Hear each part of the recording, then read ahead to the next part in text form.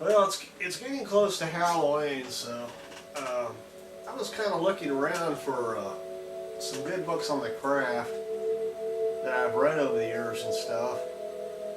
But the only book that's really got good source material is one put out by Wiki. I don't have it right now. I plan on getting it. But there's a lot of lack of source material as far as the craft goes, because they had a purge back in the 1600s, 1500s, and a lot of that stuff didn't survive the purge in Europe. So there's a lack of source material, good source material.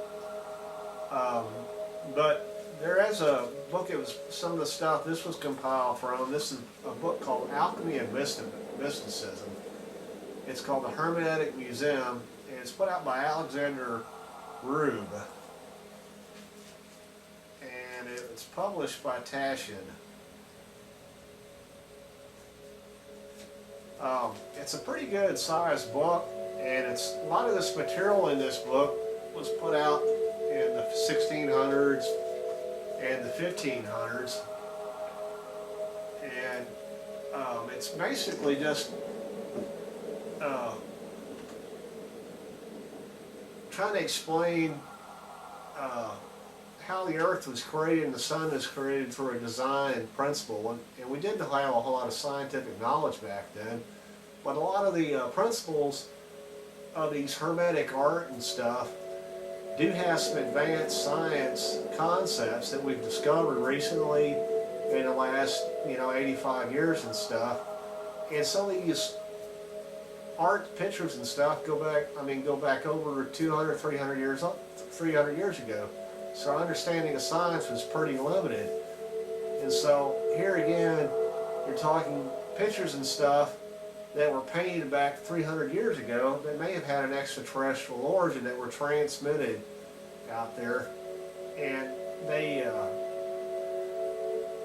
that's how they were able to, probably to their transmitted to their subconscious, and they were able to put it into art. But it's pretty interesting concepts of a lot of the stuff in these paintings and stuff that they did back then.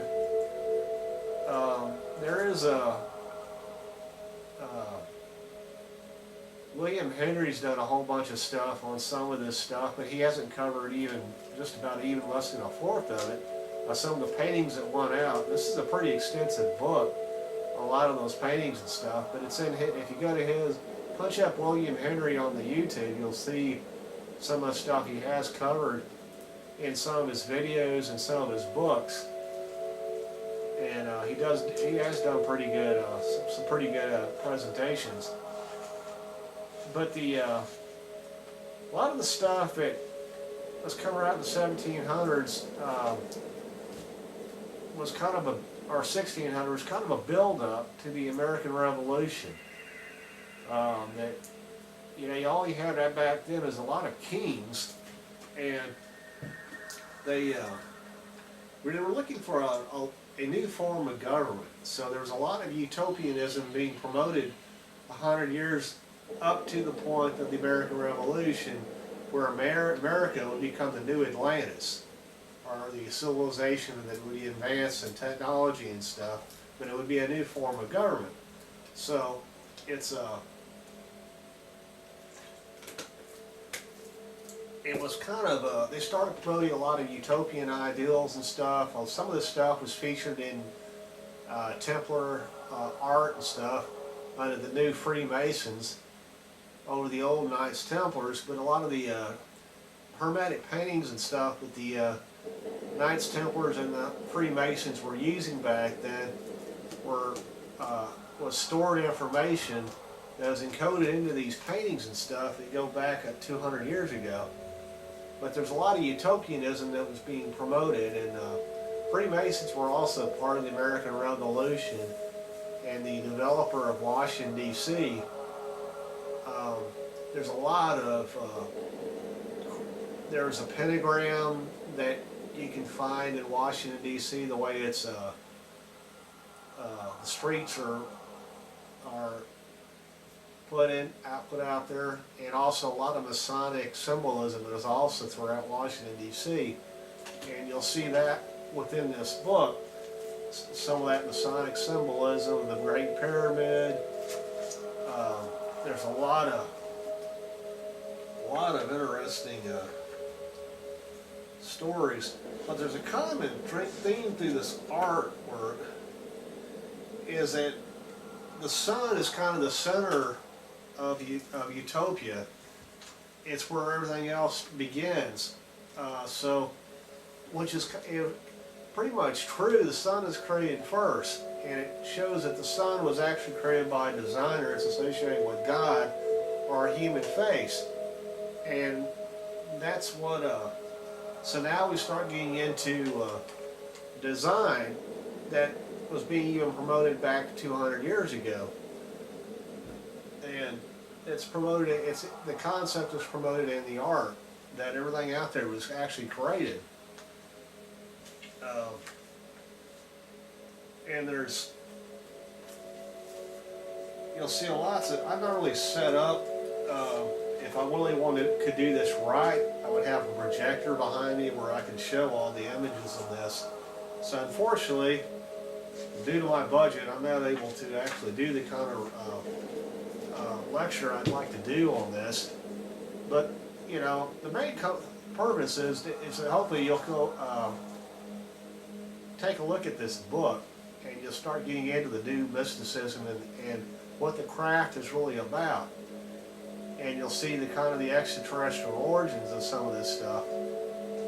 But there's a common theme that the sun is the center of what makes everything else happen, which is actually true, that the sun was also created.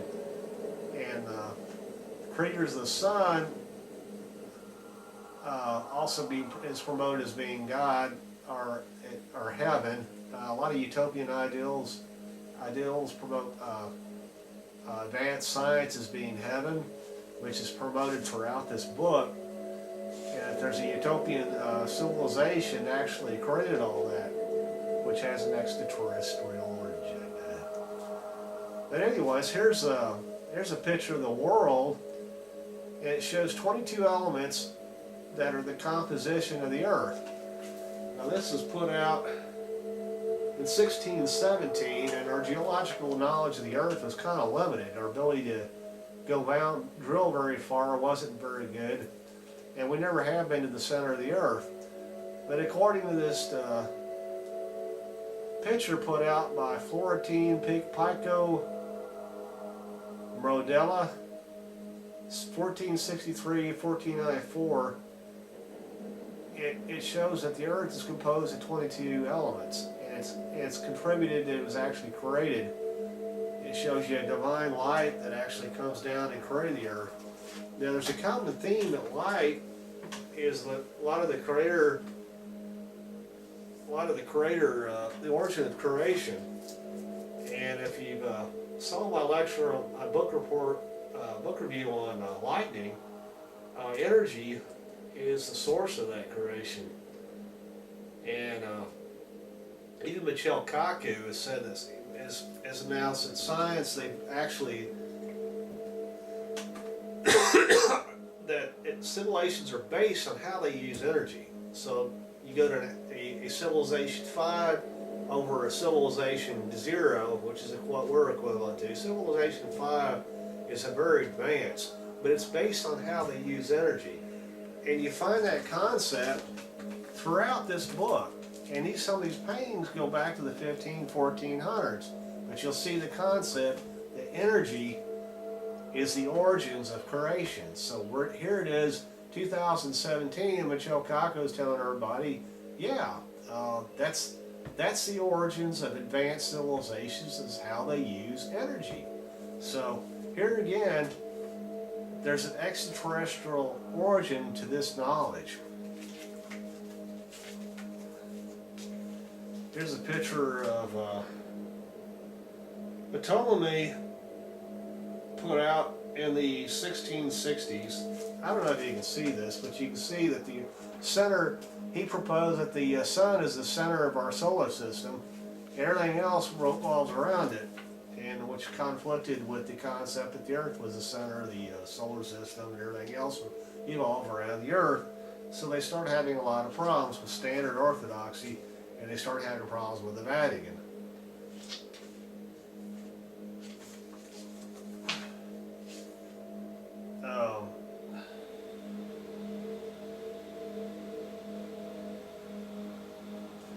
Here's a comment, this one was put out by Flood in 1617. And I wish I had a projector to really do this right. But anyways, it's a comment that energy is funneled through a prism. And it's kind of a, it's also part of the Casey teachings where they use crystals to convert energy. So, but all we have is these pictures which indicate that the extraterrestrials are able to actually create something like a witch's ball, which is throughout witchcraft. It's throughout the universe. The sun is also around, the planets are around. And you take this witch's ball and you're actually able to convert energy and stuff. I've talked about that with UFOs and stuff, being able to convert free energy and use it for motion. Well, these witch's balls are what they use, whether it be a crystal or anything, something else, or they utilize to convert energy. And they can use it for whatever purpose they want, but they can also use it for creation. If you saw the blog I just put out on Starman, I am part of Hollywood, and it was kind of a was a very popular movie, and so it was a neat movie. And a extraterrestrial came down the planet, and he visited a girl that was living up there in the mountains, and he was able to resurrect a deer using a plasma ball of some kind, or energy converter, and he was actually able to repair dying DNA and resurrect the deer. And then there's another scene where Jenny Higgins got shot by a police officer, and they were running from the police department, and he was able to resurrect her, repair the dying DNA, and actually resurrect it. It's also a story in the King James Bible where Jesus is supposed to be able to resurrect the dead. So I think it was Lazarus or somebody had been dead for 3 days, and he was able to resurrect them. So it's a common story. And it was part of the movie Starman, but it's very much possible. I have no doubt in my mind that miracle is possible. It just never has been. It never has been performed. And the question is what is that medium that you're going to be able to utilize? It's going to take some kind of energy that's going to actually repair DNA that's dying, you know. If the immortality is not there and the body is actually decaying, because its rigor starts setting in and stuff, the energy is what's going to be able to do, transmit and actually repair the human body. I do think that's possible, and modern science would also indicate that through regenerative medicine and stuff, that miracle is possible. We just don't have the ability to deliver it yet. But there's a common theme throughout this book of energy being used for different purposes. And these pictures go back to the 1400s and stuff, but they have an extraterrestrial principle. Advanced principle is that energy is the mechanism for making all this work.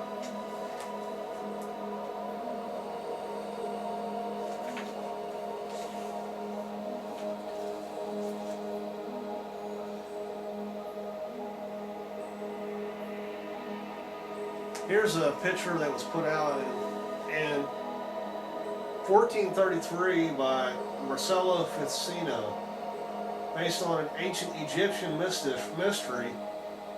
It shows how God created the sun, that there was kind of a vortex opened up, and all the material of the sun got focused on a central part of the solar system, where the sun is today, and the gas and stuff got transmitted. Well, that would fall into, my understanding is what Alman-Ra is used for in moving gas across the universe, and for focusing, utilizing that gas to create a galaxy. Well, when you get to the galaxy, that you have to be able to take that gas on the entire galaxy, and you have to start taking that gas, grabbing it, and converting it into individual suns. So this would indicate to me that there's a second, smaller version of that takes that you can utilize within the galaxy to actually create a star. Now that's never been, I don't think that's ever been picked up on a telescope yet, because we don't know how old the galaxy is, but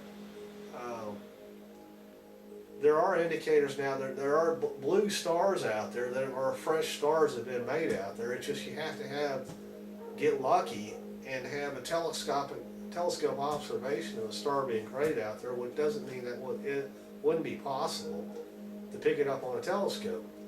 Yeah, but we've only had telescopes out there for the last 150 years, and some of the modern ones have been out there for the last 50 years or 40 years. So, you know, we haven't had a lot of that out there for most of our history. You know, we weren't looking at what was going up there. All we could only visually see, and it would be notated, is what we could do, visualize just through our line of sight up there. So there was, you know, stuff recorded, like the recent the Crab Nebula explosion. One of the stars went supernova, which is fairly close to us. They did see it visually, but it wasn't seen through a telescope. So it doesn't say, being that eventually a telescope won't pick that up. So it's kind of like SETI and stuff. It'd be evidence to indicate that a star can't, visual evidence of it being a star actually being created, which is what this painting actually represents.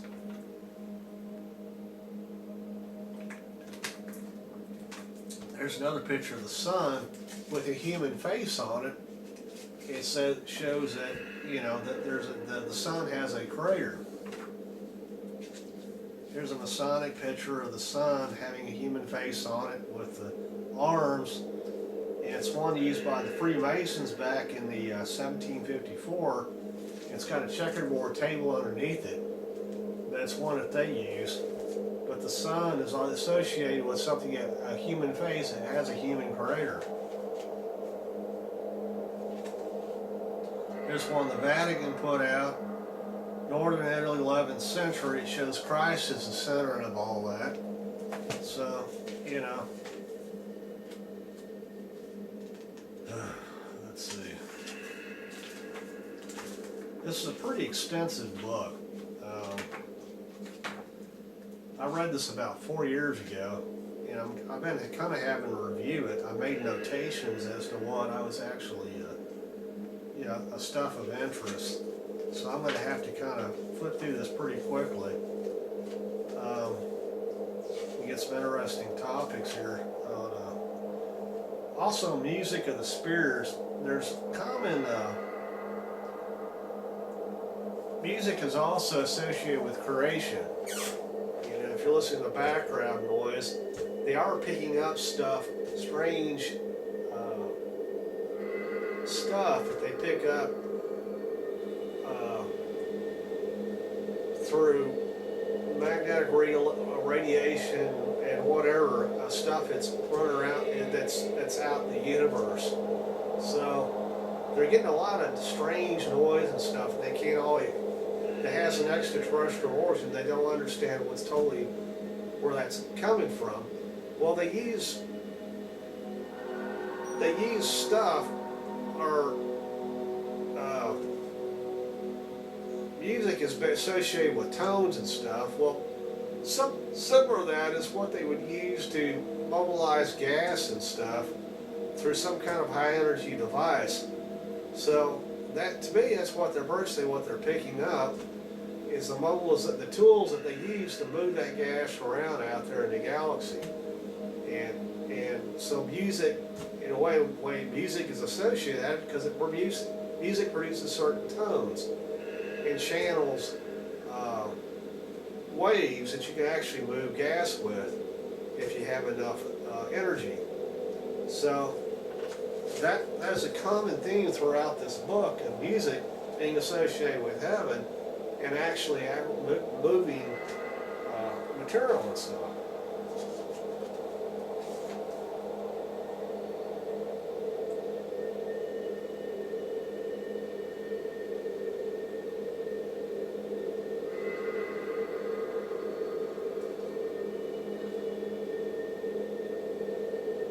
Here's a good example by Flood is that knowledge is the source of creation, and that wisdom and these different spheres of knowledge and stuff, which indicates advanced civilizations, what they're saying now is how they use energy, which is what this picture would indicate, is that advanced knowledge would also indicate the advanced ability to use science for creationary purposes. And that theme is throughout this book.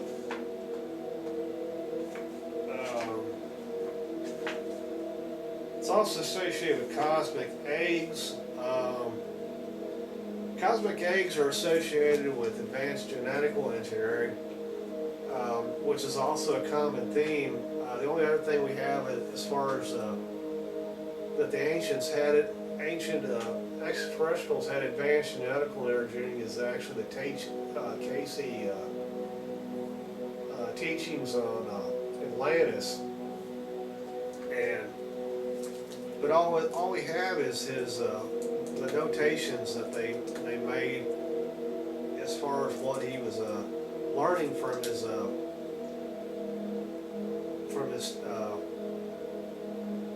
sleep states, when he could actually recite this stuff, and he actually was getting all that from. But there's a common theme of eggs and stuff as a center point of creation, and which would indicate as far as advanced genetical engineering, everything starts out as single-cell organisms.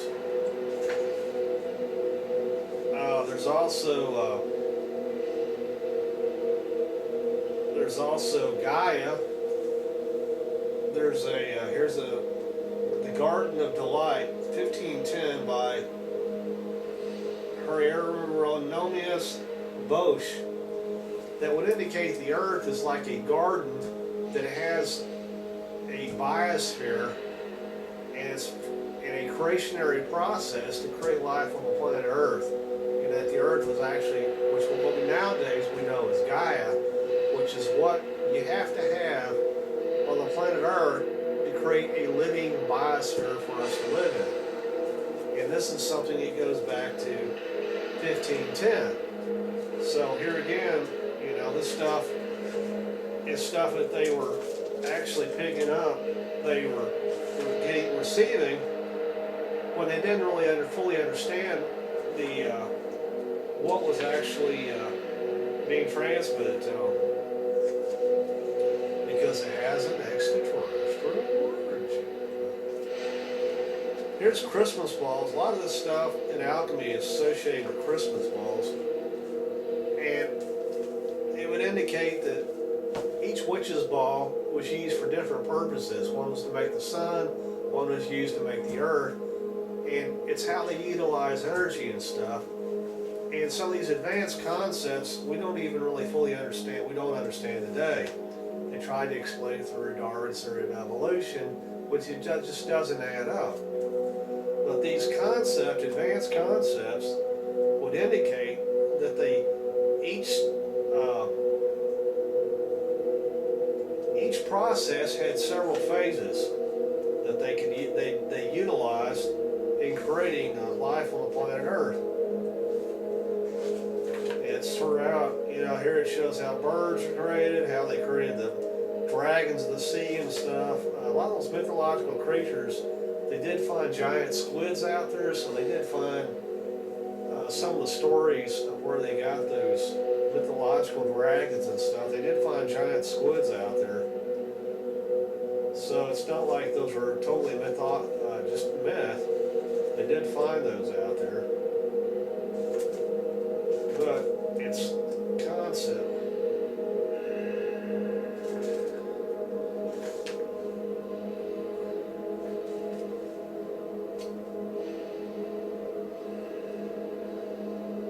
Here again, it shows the eggs are made to use create a swan, or they're made to create different kinds of birds and stuff.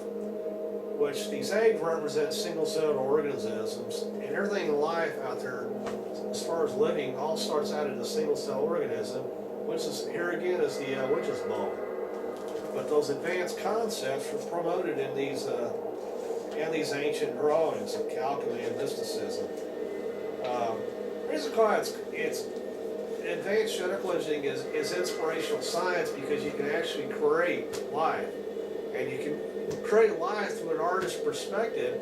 You can actually create a beautiful woman with it, or a good-looking man with it, or you can create plants that are colors that are very colorful, and you take this part of the earth and say, well, hey, I want to make have these very colorful plants, and I want to have them with red tinted leaves and stuff, and have kind of a certain type of green, and I want them to be a part of this part of the earth. And they can actually create them and deliver them out there. So it's inspirational science, because you actually can create art, create life from an artist's perspective. If anybody's ever sat in front of an easel and stuff, and you start painting, it's kind of inspirational art. So here you get into the mysticism of alchemy and mysticism, is that the advanced science is very inspirational, because you can actually create with it.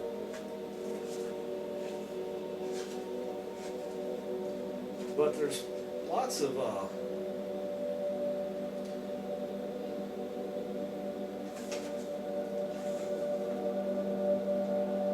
here it talks about the fall of Adam and Eve.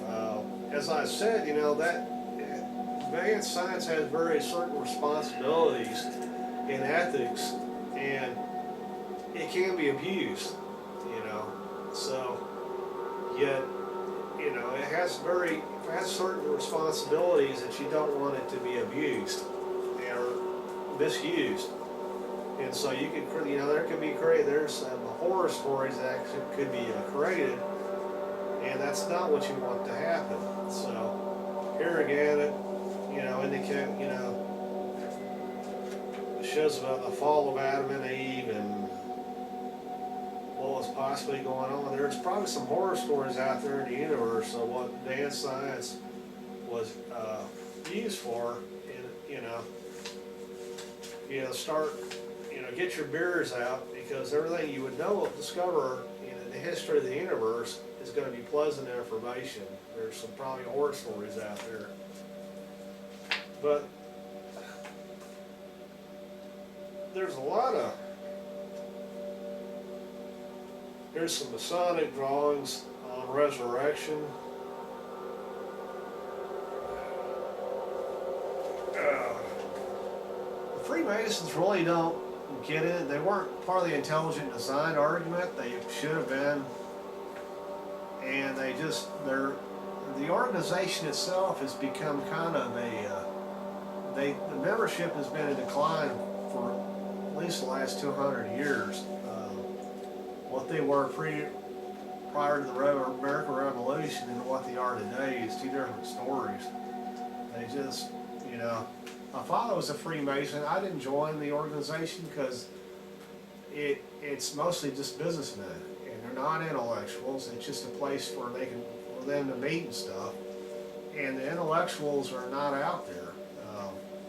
The original lodge my father had got initiated did have some professors and stuff. Like my father was a teacher, and he had people he could relate to. But the lodge that he state he actually moved to, and the new lodge is just all businessmen, and he had actually nothing in common with them. So, they put the G in their symbol, and they promote design with their compass, but they don't really get into the intellectual and the mysticism of design. They didn't even join the arguments up in Washington D.C. on design, and you know, they weren't even up there. They just totally non-existent. You know, they never even left their lodge and joined the argument.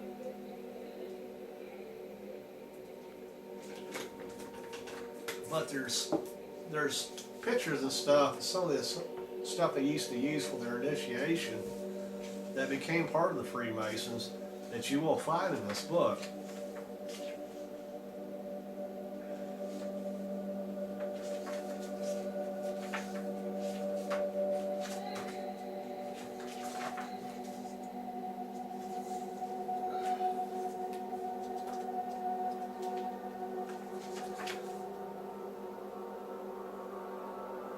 Here's an interesting concept. The ladder is that it takes spears to create life on the planet Earth. And you get these different spears that they used to create life on the Earth.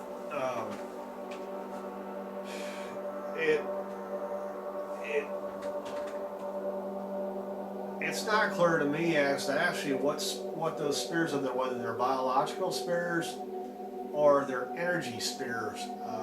Because energy is also part of our creation.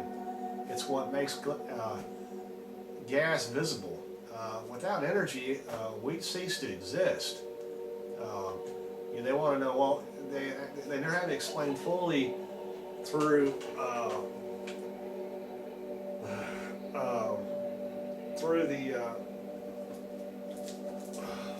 the particle accelerators and stuff. They never have explained what keeps our matter and stuff together. Well, it's actually, the secret to that is actually energy. And without that energy, we go back to what we originally were, 8 points of gas and carbon. And without that energy, we just basically cease to exist. All that's floating around the universe is gas. So obviously energy is the secret to what our existence. If it's renewable energy, well, then you get into the arguments of the human soul and life after death, and we can live outside our bodies and stuff. There are stories, there are people that have done research in life after death, and medical doctors that had patients that they had to revive, and they were dead for maybe 15 or 20 minutes, and they had a story about floating around their body and stuff. So scientifically, that isn't being possibly, that doesn't exist, because energy and renewable energy is what makes us what we are. We go from being just gas out there, and with energy added to it, we all of a sudden become visible. I've noticed, some of my lightning book I did a review on. I would recommend buying that book, or at least getting a copy of it, and taking a look at the research they've done on lightning, because what they discovered with ball lightning is that energy can make stuff visible. And ball lightning just takes a place up there in the sky where there's nothing visible, and all of a sudden that gas in our atmosphere becomes, nucleosynthesis starts, and it becomes visible. So here again, it's scientific proof that energy is associated with our visibility and what we are. So we know from, if you study that, get a hold of that book, that energy is what is the beginnings of Genesis as to what, our creation. It's part of our creation. And it doesn't fall into it does, as smart people, testimony is about being able to leave their body and stuff and keep consciousness that our state of being can be in a non-material form. That may be true, you're talking, but then again, as what modern science is saying, is that advanced civilizations are based on how they use energy. If you've been watching some Michio Kaku, He's been kind of the medium man. But that doesn't mean that doesn't exist. So, you know, if you're looking for the scientific evidence for witchcraft, I would recommend getting a hold of that book, because that's part of the scientific evidence for how we came into being. And this book is pictures and stuff that would indicate it also has an extraterrestrial, the knowledge has an extraterrestrial origin, and it's portrayed in these pictures that go back 200, 400 years ago.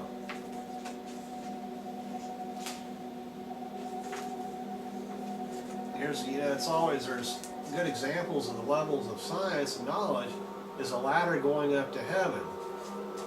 In the Bible, it's Jacob's ladder, but this one is put out by flood again, 1619.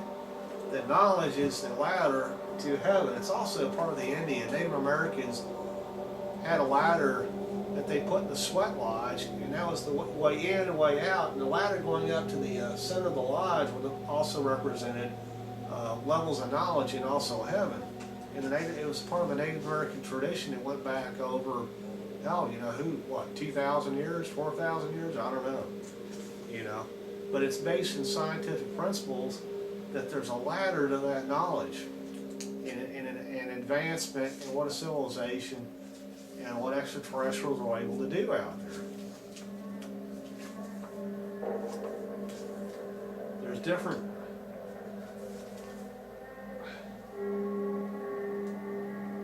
philosophical tree shows a ladder leading up to the tree, that the tree is actually created by advanced knowledge or advanced genetical engineering. I mean, as I said, everything starts out as single cell organisms, and you can create different types of trees from the beginning of a single cell organism. So we got so many different trees out there. You can get your tree by a tree book, and you got pecan trees, you got maple trees. All those were created by design, and they serve different functions. You have apple trees, you have plum trees, different trees throughout history that were put out there, and that's what this ancient picture would indicate, is that the ladder goes up to the tree because it was created by design. It also shows that birds also utilize the tree. It's also a home for birds. So the creator of the tree is also the creator of the birds. So this is something that went back to the 16th century.